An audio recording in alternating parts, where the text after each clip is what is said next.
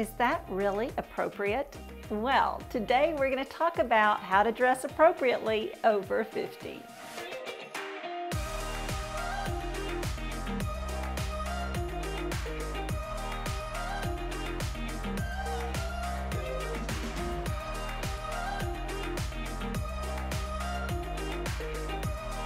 Hello, welcome to today's video. I have either stepped in something I should have stayed away from, or I've come across something really big. You be the determiner of that. But today, indeed, we are going to talk about how to dress appropriately. Yes, over 50, but really at any age. I think we all need to be dressing appropriately, but those of us who are over 50, I think maybe we care a little bit more. But don't go anywhere and don't get all riled up because see where I'm going with this first. I think I'm going to take you somewhere that you're going to like. Hello, my name is Kay and this is Dress for My Day. And today we're taking it one step further and talking about getting dressed for our day appropriately. So be sure to check out down below in the description box. I'll have links to anything that I might show that might be available. I don't know what that would be, but I also have links to my blog, my Instagram account, my Facebook group, all those sorts of things. And if you want to connect with me more, I hope you'll do that. I also hope you'll subscribe to my channel before you leave if you haven't done that already, and give me a thumbs up if you enjoy this tiptoe into this scary territory here, because talking about appropriateness can indeed be scary. In fact, maybe you're scared right now. I don't know. Don't be. Here we go. First, we're going to go way on back to my children's childhood. When we were raising our kids, one of the catchwords that became so common in my home was the word appropriate. I would ask my kids, is that an appropriate television show for you to be watching? Or I'd say to my kids, is that appropriate for you to be wearing? Or is that an appropriate way for you to talk to your dad? I'm sure you did the same thing. And they would even turn that question on me and my husband. They would say something like, Mom, Dad, is that really appropriate for you to be sitting that close? Or is it appropriate for you to be watching this movie? So what did we mean when we asked each other, is this appropriate? What we were really asking each other is this a wise choice? And you know, when we talk about dressing appropriately, we're not talking about abiding by some arbitrary set of rules. We're talking about dressing wisely. And I'm all for that. So how do you do that?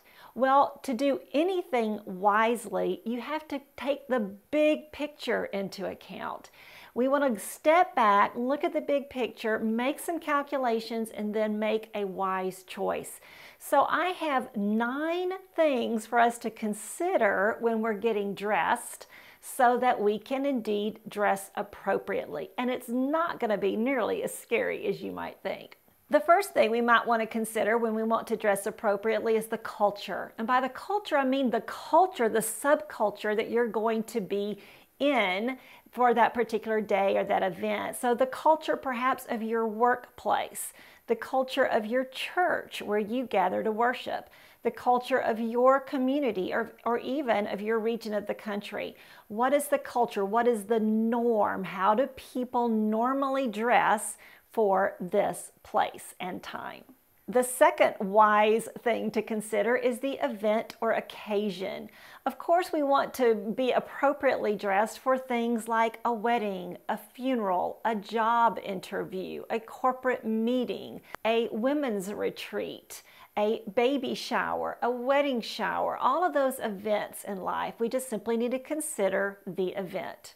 Third, we want to consider the location. That can be as narrowed down as, is this held at a church or is this held at a hotel? Or we could talk location as in, is this held in the Pacific Northwest? Or are we in the Deep South? Or are we in New England? Location is going to factor into our appropriate dress. Of course, some events and places even have their own dress code. So of course we want to consider a stated or written or even understood dress code.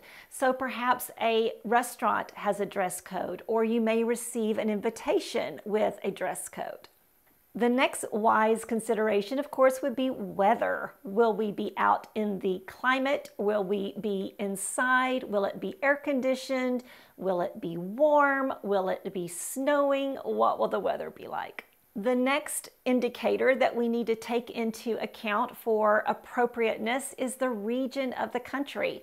You've probably noticed, if you've done any traveling, that indeed people in different regions of the country do dress differently.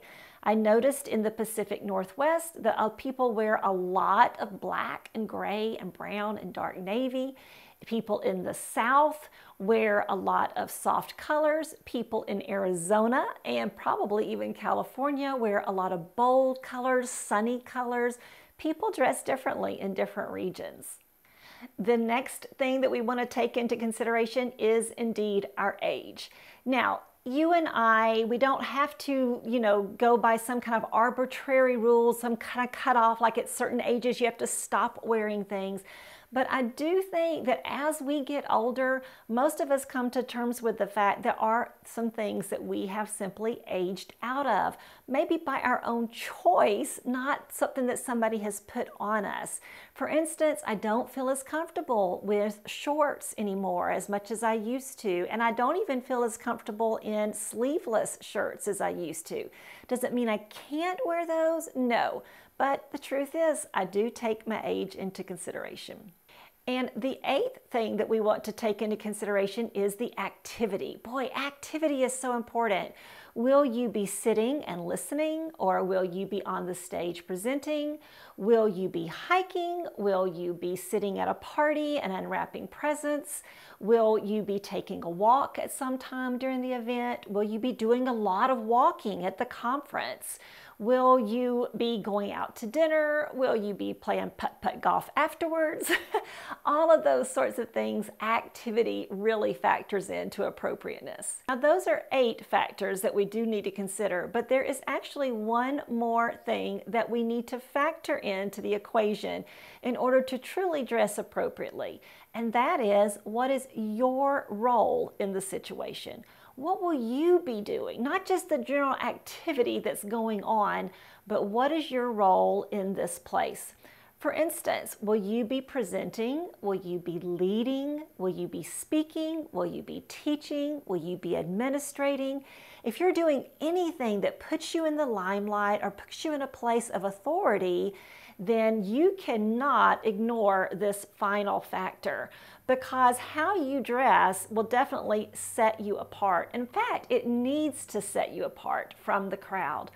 On the other hand, it's also equally important to determine, am I supposed to be sitting and listening? Am I the one who is supposed to be sitting and taking something in, and I'm not supposed to be in the spotlight? For instance, you're going to a wedding and you are not the bride, or you're going to a birthday party for girlfriends, but it's not your birthday. So it is important to take into consideration your role in the situation that you're going into. Now, these are 9 factors altogether, but how do you work this equation to figure out whether or not something is appropriate for an event, for the place that you're going, for the day that you are getting dressed for? Well, you have to take those first 8 factors, and I've listed them here, and you consider all of those, but then that 9th factor trumps it all. You see, you cannot ignore your role. I think it's so important to take into consideration things like the weather and the place and the dress code that may or may not have been delivered to you, the activity and what will be going on and who will be there, what the culture is, what's the norm. But after all of those things, you really do have to calculate in your role. So the final thing that we need to do, though, after considering those 8 things and then factoring in your role in the situation, is to determine that you want to be respectful of other people. You know, even with my own kids, that's exactly what it all boiled down to. To be appropriate in any given situation meant to think about others and not just yourself. So I think to dress appropriately means to consider all those things: place, event, activity, dress code, my role in the situation, but also other people who will be there. I don't want to make them feel ill at ease. I don't want to make them think that I'm the star of the show. I don't want to wear something that would be too sexually alluring to the male component of the situation. I want to take other people into consideration. We want to wear something that shows due respect to our host, our hostess, the bride and groom, our dinner partner, our friends, the person who is presenting something to our benefit. So let's think about the other people that we're going to be around too when we're thinking about whether or not we are dressing appropriately as we get dressed for our day. So when we talk about dressing appropriately, we're really not talking about a set of rules that will legitimize our outfit. We're talking about taking some things into consideration and making a wise choice. Now, in our next week's video, I'm going to talk about how to put together a wardrobe so that we can always be dressed appropriately.